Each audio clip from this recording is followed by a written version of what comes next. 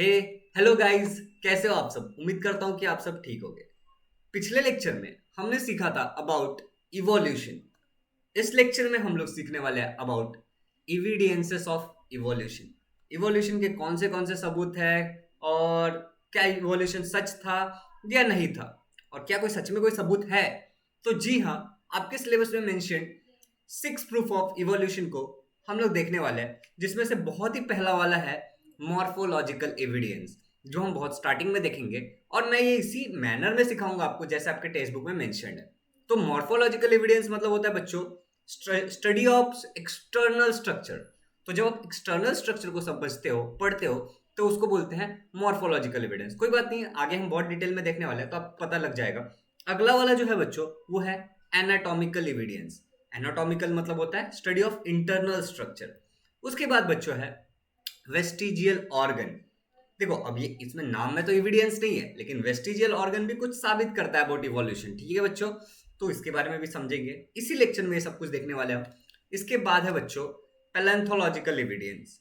Okay बच्चों, and fifth वाला जो एविडेंस है, फिफ्थ वाला एविडेंस है connecting link. Okay guys, connecting link. And sixth last है एम्ब्रियोलॉजिकल एविडेंस। जी हाँ, आज हम इस 6 एविडेंसेस के बारे में बात करने वाला। टॉपिक का नाम है evidences of evolution. This is lecture number 4. Yeah, this is lecture number 4 and chapter का नाम है हेरिडिटी एंड इवोल्यूशन। तो चलिए बच्चों शुरू करते हैं after just a short intro.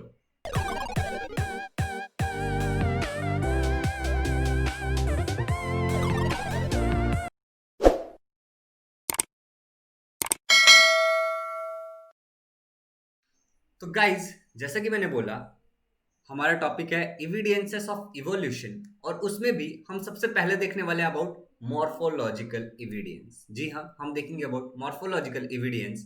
अगर आप इस चैनल पर नए हो तो इस चैनल को सब्सक्राइब कर दीजिए और दोस्तों के साथ वीडियो जरूर शेयर करिएगा, और वीडियो को लाइक करके अपनी अटेंडेंस लगा दीजिए। तो चलिए शुरू करते हैं। तो बच्चों, यहाँ पे कुछ इमेजेस आते हैं, अभी देखो। ये है एक डॉग, राइट, एंड ये है एक कैट। वैसे तो एक डॉग मतलब कुत्ता और कैट मतलब बिल्ली, दोनों में कुछ भी सिमिलैरिटी नहीं है।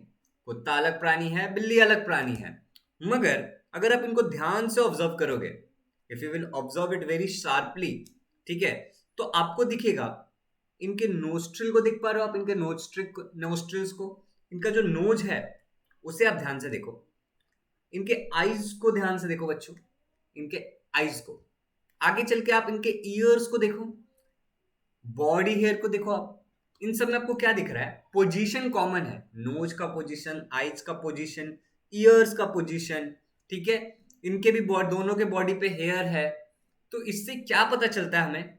इससे हमें यह पता चलता है कि एक डॉग, कैट, फॉक्स या फिर कोई भी एनिमल, जो भी हम ले लेते हैं, बहुत सारे एनिमल, इनके बीच में हालांकि तो कुछ कॉमन नहीं है, मगर various similarities like structure of mouth, ठीक है, position of ear pinna, eyes, ठीक है, nostril and thickly distributed hair on the body, ठीक है, आर कॉमन।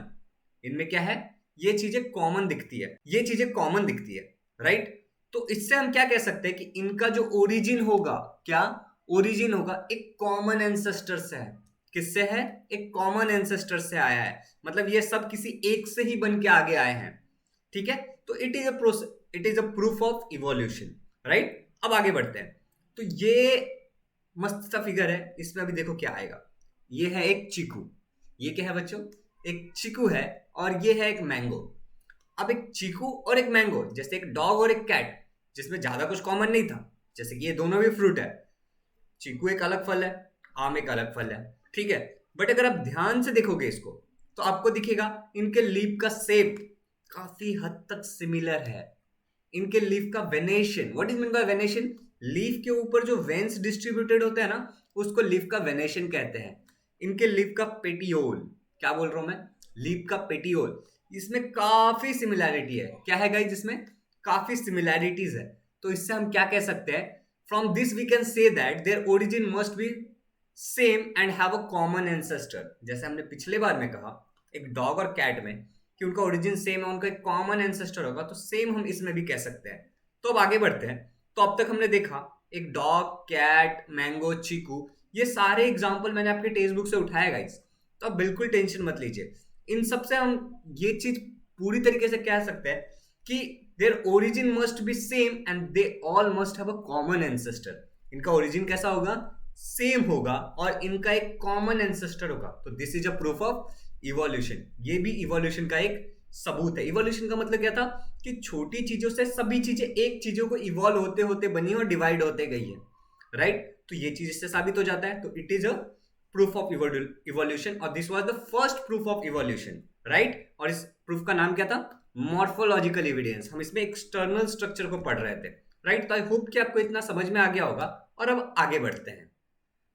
तो गाइज, हमने देख लिया मॉर्फोलॉजिकल एविडेंस, जिसका मतलब होता है स्टडी ऑफ एक्सटर्नल स्ट्रक्चर। अगला जो एविडेंस है आपके बुक में वो है एनाटॉमिकल एविडेंस, ठीक है? और इसका मतलब बिल्कुल उल्टा होता है मॉर्फोलॉजिकल एविडेंस से। तो इसका मतलब क्या है? Study of internal structure. जब आप किसी भी चीज के इंटरनल स्ट्रक्चर को पढ़ते हो तो इसको बोलते हैं एनाटॉमिकल एविडेंस। तो इवोल्यूशन का वो सबूत जो इंटरनल स्ट्रक्चर से रिलेटेड है उसको एनाटॉमिकल एविडेंस कहते हैं। तो चलिए आगे बढ़ते हैं। गाइज, ये है एक ह्यूमन हैंड, एक इंसान का फिस्ट। बगल में मैंने उसका बोन का भी स्ट्रक्चर दिखाया, आपको दिख रहा होगा। ये भी एक एनाटॉमिकल एविडेंस है। मैं आगे चल के आपको सभी को समझाऊंगा, बट अभी आप जो फोटोज आ रहे हैं, जो फिगर्स आ रहे हैं, उनको बड़े ध्यान से ऑब्जर्व करिए। ये बच्चों किसी जानवर का पंजा है, शेर या कुत्ता आप जो भी समझ लो, ठीक है? उसका क्या है? ये पंजा है जिसको मैंने अलग अलग डायरेक्शन से दिखाया है। आगे बढ़ते हैं। ये एक वेल है। क्या है गाइस? ये एक वेल है और एक वेल का फ्लिपर, ठीक है बच्चों, जो मैंने आपको दिखाया है। और ये है एक बैट। ये क्या है बच्चों? एक बैट। और इसके हमें पंख पे ध्यान देना है, पेटेजियम, ठीक है बच्चों? तो अब एक बात बताओ, एक ह्यूमन हैंड का काम क्या है? खाना, धोना, ठीक है, नहाना। ओके गाइस, उसके अलावा ह्यूमन हैंड क्या करता है? अब आप सोचो, आप समझदार हो, ह्यूमन हैंड का क्या क्या काम है, ठीक है? तो ह्यूमन हैंड से हम बहुत सारी चीजें करते हैं।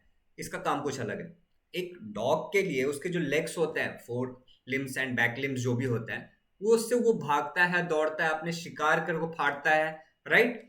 अगर एक वेल की बात करें तो वो अपने हैंड्स का मतलब फ्लिपर्स का यूज करके तैरता है, डायरेक्शन चेंज करने के लिए यूज करता है। उसके बाद अगर हम एक बैट की बात करें तो ये उससे उड़ता है।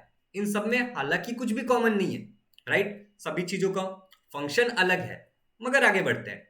अगर हम ध्यान से इस फिगर को देखें तो इनमें मैंने वही सारी चीजें, ठीक है, वही सारी चीजों को मैंने आपको बोन्स का स्ट्रक्चर दिखाया। तो आप बोन्स के स्ट्रक्चर को अगर आप ध्यान से देखोगे, अगर आप बहुत ही केयरफुली दिखोगे, तो आपको कुछ चीजें कॉमन दिखेगी। और वो कुछ चीजें क्या है गाइस? वो कुछ चीजें हैं इनके स्ट्रक्चर, इनके बोन्स के जॉइंट्स का स्ट्रक्चर, स्ट्रक्चर ऑफ बोन्स और जॉइंट्स कॉमन है, राइट? अगर आप ध्यान से देखो तो स्ट्रक्चर ऑफ बोन्स कॉमन है, सब में जॉइंट्स कॉमन है, राइट? आगे बढ़ते हैं। तो इन सब चीजों से हमें क्या समझ में आता है गाइस? इससे हमें समझ में आता है कि इनका ओरिजिन कॉमन होगा और ये सब एक कॉमन एंसेस्टर से आए होंगे, राइट? इससे हमें समझ में आता है कि इनका ओरिजिन एक कॉमन से जगह से होगा, एक कॉमन से एंसेस्टर से होगा। तो ये भी एक प्रूफ था अबाउट एनाटॉमिकल एविडेंस। तो आई होप कि आपको ये समझ में आ गया होगा कि एनाटॉमिकल एविडेंस मतलब क्या होता है। अब बढ़ते हैं हम लोग अपने अगले एविडेंस की तरफ, जो कि है वेस्टिजियल ऑर्गन्स। तो गाइस, हमने सीखा अबाउट मॉर्फोलॉजिकल एविडेंस, जिसका मतलब होता है study of external structure, anatomical evidence, जिसका मतलब होता है स्टडी ऑफ इंटरनल स्ट्रक्चर। अब हमें सीखना है अबाउट वेस्टिजियल ऑर्गन्स, जिसका मतलब होता है स्टडी ऑफ डीजनरेटेड और अंडर डेवलप्ड ऑर्गन, डीजनरेटेड और अंडर डेवलप्ड ऑर्गन्स। तो चलिए देखते हैं अच्छे से कि वेस्टिजियल ऑर्गन कौन से हैं और इसका असली मतलब क्या है। तो यहाँ पे आपको एक चीज दिख रहा होगा, पीछे कुछ बंदर हैं जो कि डांस कर रहे हैं, पेड़ पे चढ़ रहे उतर रहे हैं। बंदर का होता है पूंछ, राइट? बंदर का होता है पूंछ। इस पूंछ का बंदर किस चीज के लिए इस्तेमाल करता है? अपने आप को बैलेंस करने के लिए, क्योंकि एक बंदर को पेड़ पे चढ़ना होता है, वहां से उतरना होता है और काफी कुछ करना होता है। तो खुद को बैलेंस करने के लिए एक बंदर किस चीज का यूज करता है? अपने पूंछ का। अब यहाँ पे आपको दिख रहा होगा कि कैसे बंदरों से इंसान इवॉल्व होके आगे बढ़े। तो अब इंसान ना तो पेड़ पे चढ़ने का कोई स्पेसिफिक काम करता है, ना तो उसको उस पर बैलेंस करना होता है। तो इंसान का पूंछ धीरे धीरे गायब हो गया। तो इससे हमें क्या समझ में आता है बच्चों को, जो भी बॉडी के पार्ट का हमें काम नहीं लगेगा वो धीरे धीरे धीरे धीरे डीजनरेट हो जाएगा। क्या हो जाएगा? डीजनरेट हो जाएगा, राइट। तो आगे बढ़ते हैं और वेस्टिजियल ऑर्गन में समझते हैं कि वेस्टिजियल ऑर्गन का मतलब ही है सम स्ट्रक्चर और organs under different situation become useless. कुछ ऐसे स्ट्रक्चर होते हैं या फिर कुछ ऐसे ऑर्गन्स होते हैं जो अलग अलग सिचुएशन के हिसाब से यूजलेस हो जाते हैं। क्या हो जाते हैं?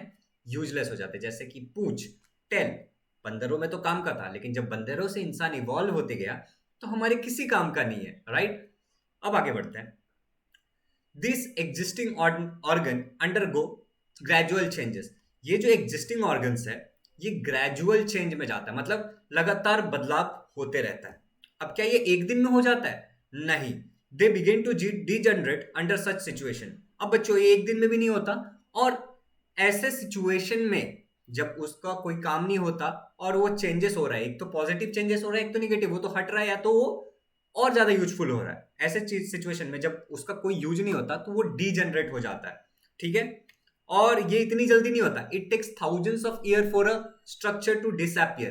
किसी एक स्ट्रक्चर को डिसअपियर होने में थाउजेंड्स ऑफ ईयर लग जाते हैं बच्चों, थाउजेंड्स ऑफ ईयर, एक दो दिन की बात नहीं है। तो यहां से हमें क्या समझ में आया कि वेस्टिजियल ऑर्गन में कुछ स्ट्रक्चर ऐसे होते हैं जो अंडर डेवलप्ड होते हैं या फिर वो यूजलेस बन जाते हैं, ठीक है। ऐसे ऑर्गन ग्रेजुअल चेंजेस में जाते हैं और ये डीजनरेट होना शुरू हो जाता है, और ये एक दो दिन में होता है। It take thousands of year for this process. आगे बढ़ते हैं। ये आपको दिख रहा है, ये हमारा लार्ज इंटेस्टाइन है, और इस लार्ज इंटेस्टाइन के पास एक हाईलाइटेड पोर्शन दिख रहा है आपको नीचे, कीड़े जैसा स्ट्रक्चर, राइट। उस कीड़े जैसे स्ट्रक्चर को बोलते हैं अपेंडिक्स। क्या कहते हैं बच्चों?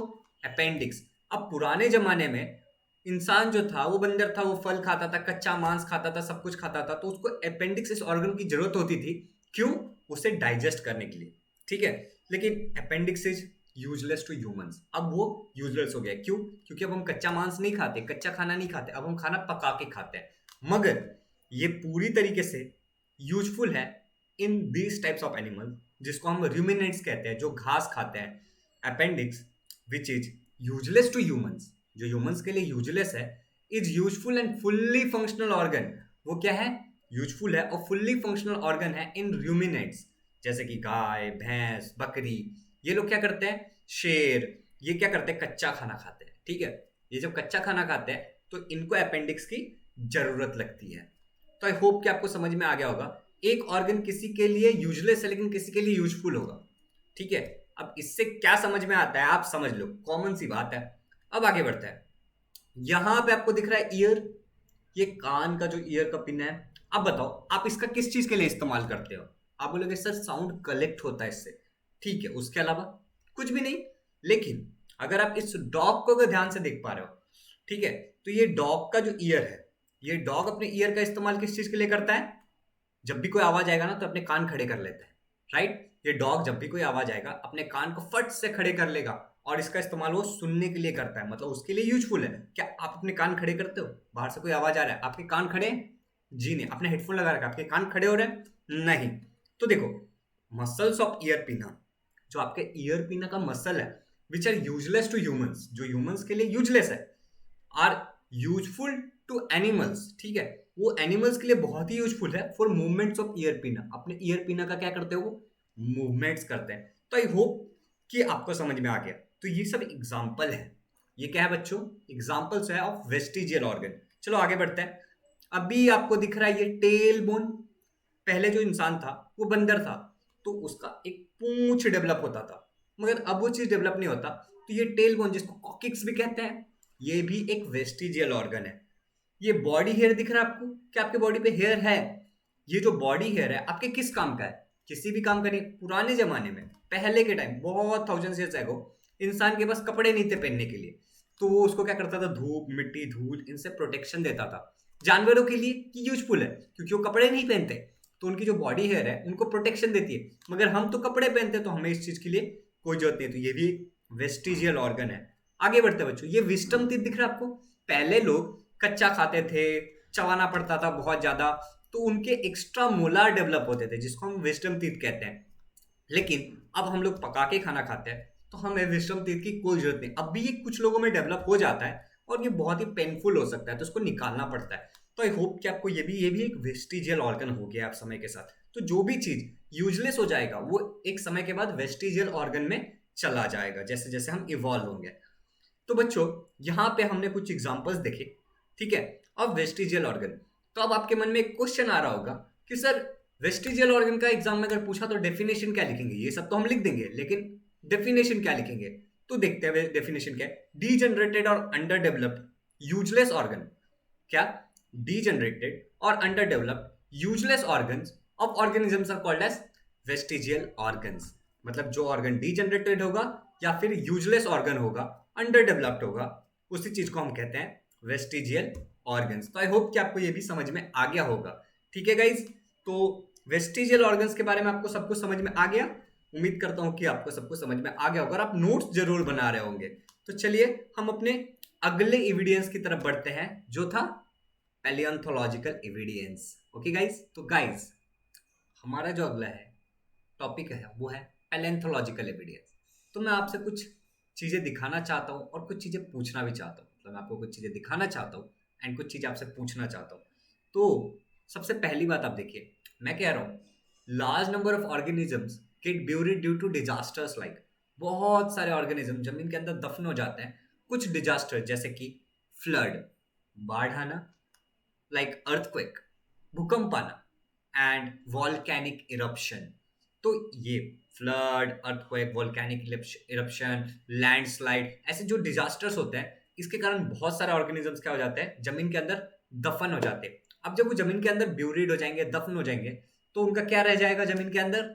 अब ध्यान से देखो, कुछ इस तरीके की चीजें रह जाएंगी, राइट? ये सब क्या है? उनके रिमेनेंट्स या फिर इंप्रेशंस है। तो remnants and impression of such organisms remain preserved underground. जमीन के अंदर वो क्या रह जाता है? प्रिजर्व्ड रह जाता है, उनके रिमेनेंट्स या फिर इंप्रेशंस। इसी को बच्चों हम कहते हैं फोसाइल्स। इसको हम क्या कहते हैं बच्चों? फोसाइल्स कहते हैं। तो यहां तक क्लियर है? डिजास्टर्स के कारण ऑर्गेनिज्म ब्यूरिड हो जाते हैं जमीन के अंदर, लेकिन उनके रिमेनेंट्स और इंप्रेशंस क्या रह जाते हैं? प्रिजर्व रह जाते हैं, राइट बच्चों? तो अब आगे बढ़ते हैं और एक चीज देखते। तो अगर ये जो पीछे जो कंकाल है डायनासोर का, अगर ये मुझसे एक सवाल पूछता है, व्हाट इज द एज, इसका एज क्या है, तो इसे निकालने का क्या कोई तरीका है?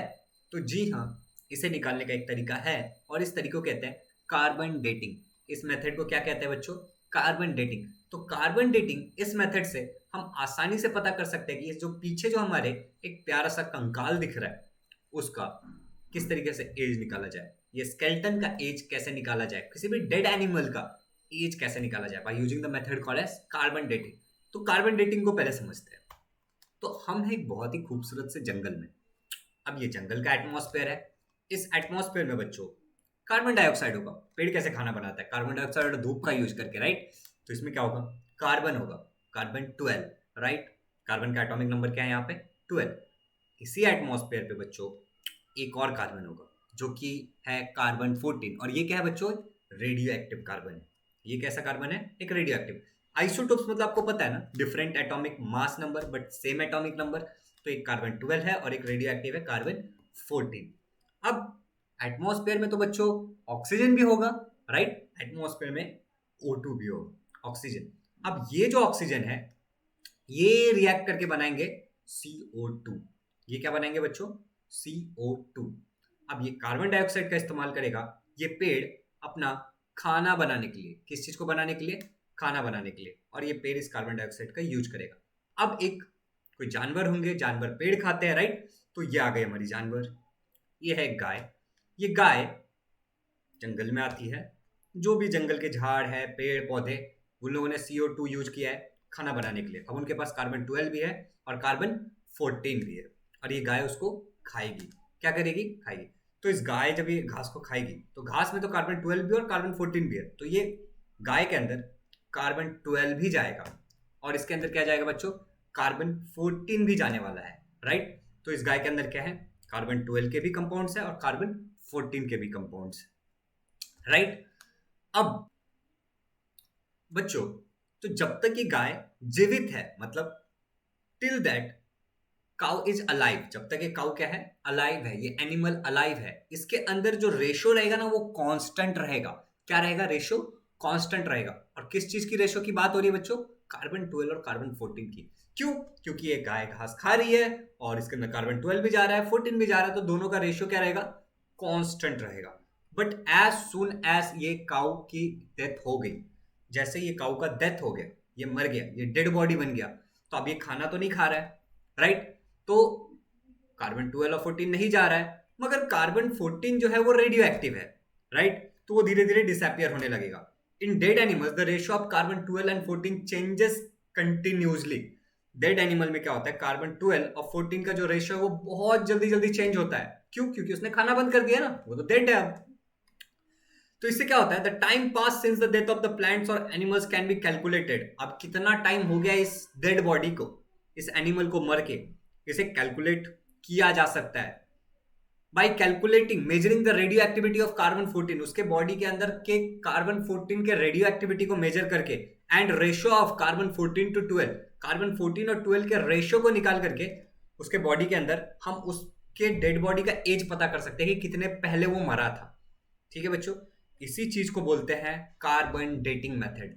इसे क्या कहते हैं? Carbon dating method. तो आपको समझ में आ गया होगा कि कार्बन डेटिंग का मतलब क्या है, राइट? तो चलिए अब आगे बढ़ते हैं। अब यहां पे आपको कुछ चीजें दिख रही है, राइट?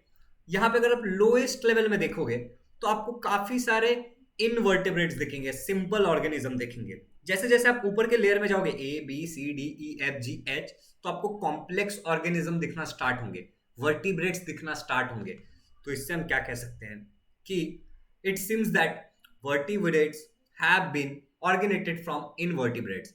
तो बच्चों, जो पहले मरेंगे वो जमीन के अंदर दफन होंगे और जो बाद में मरेंगे वो जमीन के ऊपर दफन होंगे। Is it right? तो जो लोग पहले मरे वो अंदर दफन है और जो बाद में मरे वो बाहर दफन है। मतलब क्या कि पहले सिंपल ऑर्गेनिजम्स थे और बाद में कॉम्प्लेक्स ऑर्गेनिज्म बने होंगे। इससे तो यही चीज साबित होता है ना कि पहले सिंपल ऑर्गेनिजम्स थे और बाद में कॉम्प्लेक्स ऑर्गेनिज्म बने होंगे। बट फिर भी अंदर बाहर का लोचा हटाओ, हमें कैसे पता चलेगा कि अंदर वाला लेट मरा है, उसकी डेड बॉडी का जो फोसाइल है, इंप्रेशन है, रेमिनेंट्स है, वो पुराना है एज कंपेयर टू ऊपर वाला? Carbon dating method.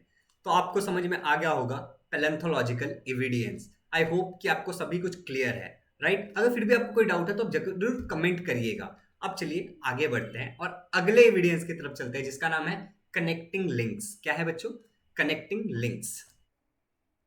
तो गाइज, कनेक्टिंग लिंक्स ये भी एक एविडेंस है।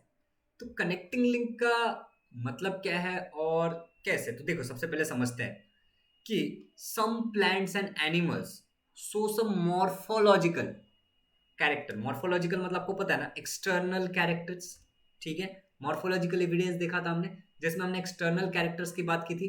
तो some plants and animals show some morphological characters which can be related to different group. मतलब उनकी जो मॉर्फोलॉजिकल कैरेक्टर्स है वो अलग अलग ग्रुप से रिलेट की जा सकती है, दो डिफरेंट ग्रुप से रिलेट की जा सकती है, और इसी को कहते हैं कनेक्टिंग लिंक। इसे को क्या कहते हैं बच्चों? Connecting link. एक ऑर्गेनिज्म दो डिफरेंट ऑर्गेनिजम्स के कैरेक्टरिस्टिक दिखाएगा। तो एग्जाम्पल होंगे इसके कुछ, तो एग्जाम्पल देखते हैं। एग्जाम्पल है पेरीपेटस। क्या है बच्चों? पेरीपेटस। ये एक कनेक्टिंग लिंक है किसके बीच में? तो एनिलिडा और अर्थोपोडा के बीच में।